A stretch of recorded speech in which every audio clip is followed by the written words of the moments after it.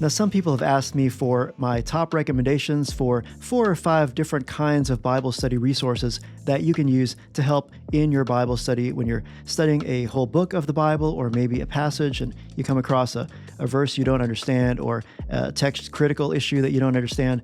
In this video, I want to show you my 5 recommendations for the kinds of resources that you can include in your Bible study.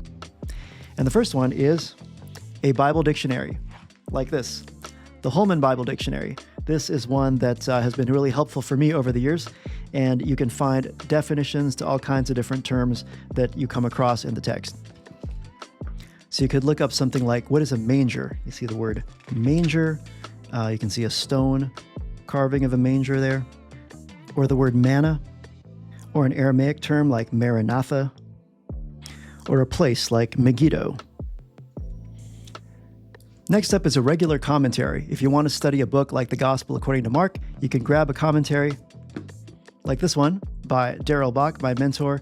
He wrote a commentary here on the Gospel of Mark. This is the New Cambridge Bible Commentary on Mark. So commentaries give you the text of the Bible and then commentary from the author. And that's a good one. Almost forgot about this one. This one is the Apologetics Commentary. And if you're watching this, you're probably interested in apologetics too.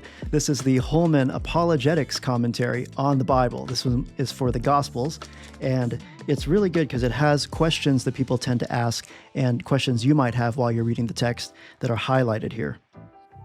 Another kind of commentary that's great is a Bible background commentary like this one. This is the IVP Bible Background Commentary by Craig Keener, and this is a really good and helpful one too. And it helps you with cultural backgrounds for every verse in the New Testament. Another thing people naturally want to do is check out a good study Bible. Study Bibles are helpful because it's all here in one package for you.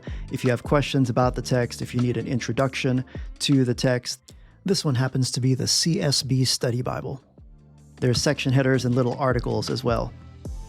Here we get an introduction to Mark. Get the message, purpose, and outline.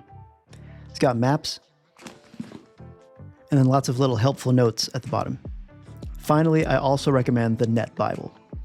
It has all kinds of translator's notes to help you understand when you see footnotes in your Bible, what does it mean that some manuscripts say? And how do we know which one is more likely that the author wrote and which one is more likely a variant that doesn't go back to the original? It's got all the notes here, so it can help you with those kinds of questions. So those are 5 tools that can be helpful for you. If you're interested in more tools like this, check out my series on the Apologetics Study Bible and other Bibles as well. I'll drop links to all of these resources in the description of this video so you can check them out for yourself.